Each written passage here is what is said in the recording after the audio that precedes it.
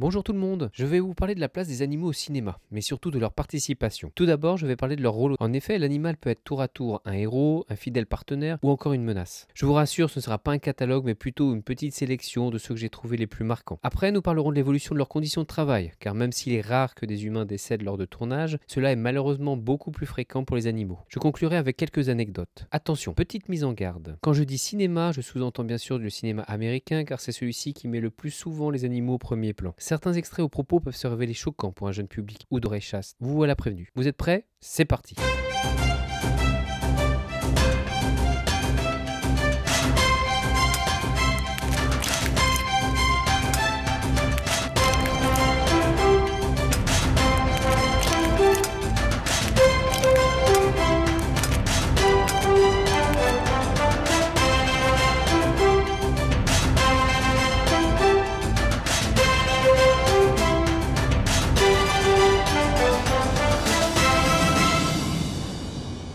Je vais éviter de parler des animaux anthropomorphiques qui parlent ou qui se battent les uns contre les autres, comme dans le film Les chiens contre les chats, ou Garfield, et même le lion dans Narnia. Je ne parlerai pas non plus des documentaires animaliers, dont le pionnier Jean Painlevé avait tourné son premier film documentaire en 1925, intitulé L'œuf des Pinoches, de la fécondation à l'éclosion. Nous pouvons distinguer trois catégories de rôles pour un animal. L'ami fidèle du héros ou du méchant est généralement le premier qui vient à l'esprit. Le chien d'Agobert, du Club des Cinq, Tornado, le cheval de Zorro, le lion qui louche, Clarence de Daktari, Max dans le film éponyme, Trigger, le cheval de Roy Rogers, Silver de Lone Ranger, Argo, la jument de Xena, etc. Suit ensuite l'animal héros comme Rintintin, Lassie, l'étalon noir, Flicka, l'espion patte de velours, Flipper, Willy l'orque, Bart l'ours qui a joué dans 35 films dont celui de Jack Hano, puis l'animal némésis des héros, le requin des dents de la mer, Cujo le Saint-Bernard, les deux lions de Ghost and Darkness, le crocodile, les dinosaures de Jurassic Park, les chiens génétiquement modifiés de The Breed. À quand date la première apparition d'un animal dans un film? Si nous retirons la poule et le cheval, dont les mouvements étaient enregistrés au moyen d'un fusil photographique par Étienne Jules Marais en 1880, le premier animal qui apparaît à l'écran est, suspense,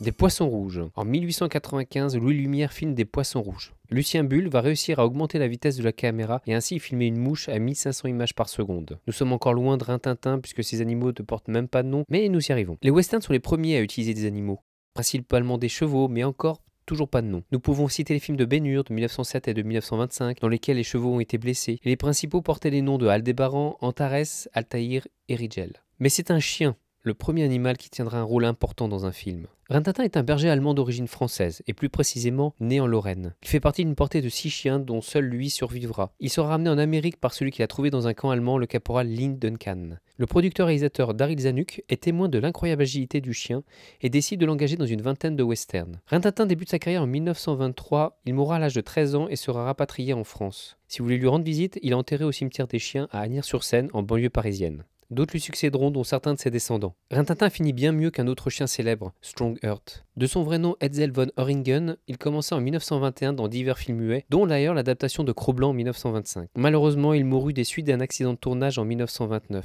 l'animal étant tombé sur un projecteur brûlant. À cette époque, pas de mention bien connue à la fin des films, aucun animal n'a été blessé durant les tournages de ce film. D'ailleurs, d'où vient cette phrase? Et pourquoi n'apparaît-elle qu'à partir des années 70? American Humane Association, anciennement International Humane Association, a été créée le 9 octobre 1877 afin de s'assurer du bien-être, de la sécurité et du traitement des animaux. C'est une organisation qui s'est même occupée de soigner les chevaux blessés durant la Première Guerre mondiale. À cette époque, ils n'interviennent pas encore dans l'industrie du cinéma, mais un film va changer la donne. Ce film, c'est Jesse James, connu en francophonie par le titre Le Brigand bien-aimé, et le premier western en Technicolor. Dans ce film, une scène nous montre 2 chevaux tombant dans le vide. Et bien sachez que ces 2 chevaux sont réellement tombés dans le vide et que le réalisateur Henry King a filmé leur chute. Une scène choquante qui, malgré le succès du film, a déclenché une violente critique de la part de l'AHA. Suite à cette politique, il est convenu que l'AHA sera présent sur les tournages de films. Et pourtant, la mention aucun animal n'a été blessé durant le tournage n'apparaît toujours pas. En 1966, suite au démantèlement du code ACE, la Motion Picture Code, l'accès de l'American Human voit ses accès au plateau de films diminuer.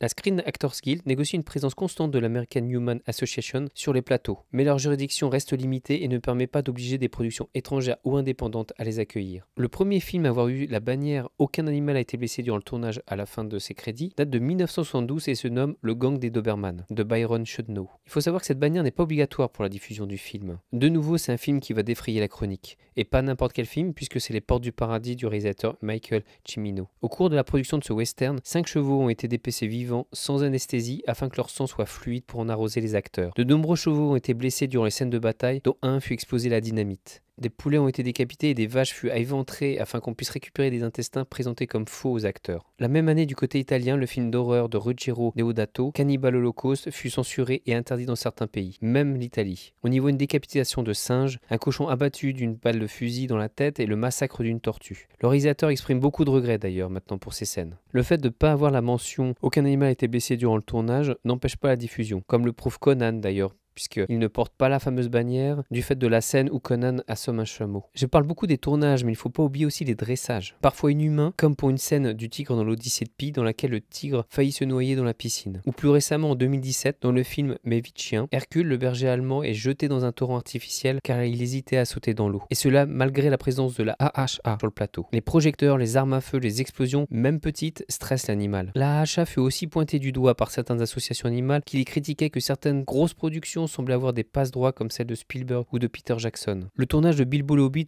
a conduit à la mort de près de 30 animaux. L'organisation PETA, People for the Ethical Treatment of Animals, explique que des animaux seraient morts du fait de maladies mal soignées ou à cause de chutes accidentelles. En Europe, et plus particulièrement en France, c'est l'association 30 millions d'amis qui contacte les films avec des animaux. Par exemple, pour le film Japlou, ils n'ont pas eu le droit de venir sur les plateaux. Un des problèmes liés à l'utilisation d'animaux au cinéma est aussi leur aspect remplaçable. En effet, au début du cinéma, quand les producteurs avaient besoin de chevaux, il suffisait d'en capturer des sauvages, les casser en jargon d'équitation pour les besoins du film, puis s'en débarrasser en les relâchant ou en les vendant à la boucherie. Pour les chiens, c'est pas mieux. On en prend dans des chenilles et des refuges, le temps du tournage, puis on les remet d'où ils viennent. Seul un film, White God, du réalisateur Cornel Mundruccio, en plus de créditer l'intégralité des noms des chiens, mentionne qu'ils ont tous été adoptés et non remis dans un refuge. Johnny Depp aussi a d'ailleurs à la fin du tournage de Sleepy Hollow adopté le cheval GoldenEye. Ce cheval était après le tournage destiné à l'abattoir. Le cheval a fini sa vie dans la propriété de l'acteur dans le sud de la France. Nicky m'a parlé d'un dresseur exemplaire, Frédéric Chesneau, fondateur de la compagnie Achaka, qui après avoir été spécialiste de spectacles équestres, devient dresseur d'ours, de rapaces, de singes et de chiens. C'est un de ces ours, Valentin, qui apparaît dans l'adaptation récente de Belle et Sébastien. Sa compagnie est devenue un véritable refuge et un havre de paix pour ses animaux. Tout d'abord, il faut savoir qu'aucun animal n'a jamais gagné d'Oscar, parce qu'ils ne sont pas éligibles. D'un côté, si on prend l'exemple de Babe, pour réaliser ce film, il a été utilisé 48 cochons, lequel aurait eu le droit à l'Oscar. En 1939, l'American Human Association a appliqué le Patsy Award, Picture Animal Top Star of the Year, pour honorer les acteurs animaux après la mort d'un cheval sur le tournage de Jesse James.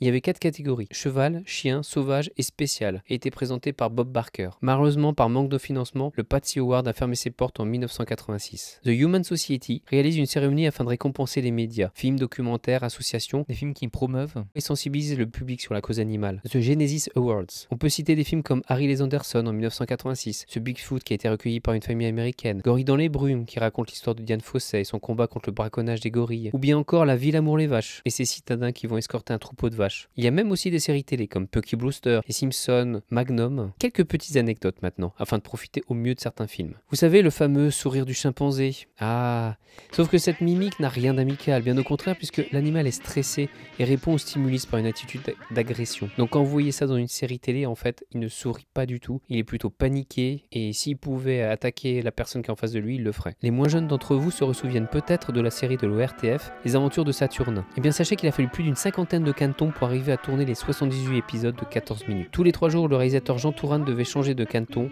car leur morphologie se modifiait trop vite. Où finissait-il ? Mystère. Elle est le premier orque à avoir bénéficié d'une remise à liberté à l'issue du tournage du 3e volet de Sauver Willy. Avec Keiko, la fiction dépasse la réalité. Malheureusement, l'orque mourra à 25 ans, un orque peut vivre jusqu'à 100, d'une pneumonie causée sûrement des suites de sa captivité. Une tombe est érigée à son honneur. Vers quel avenir? C'est la question que l'on peut se poser, au vu des progrès en effets spéciaux numériques. L'animation des animaux gagne en fluidité, et surtout ce serait fini des accidents mortels et certains dressages traumatisants. Après tout, si vous voulez voir les performances incroyables d'animaux, vous pouvez admirer les concours d'Agility Dog, les concours hippiques, et j'en passe. Même si là encore, je suis d'accord avec vous, certains dressages peuvent être traumatisants. Nous verrons ce que nous réserve l'avenir, mais quand on regarde des films comme l'Odyssée de Pi, dont 95% des animaux dans les scènes sont en images de synthèse, ou encore les singes de la planète des singes, nous pouvons être confiants. J'espère que ce rapide tour d'horizon des animaux au cinéma vous a plu. Dans le prochain épisode, je vous emmène dans les contrées du rêve. À bientôt.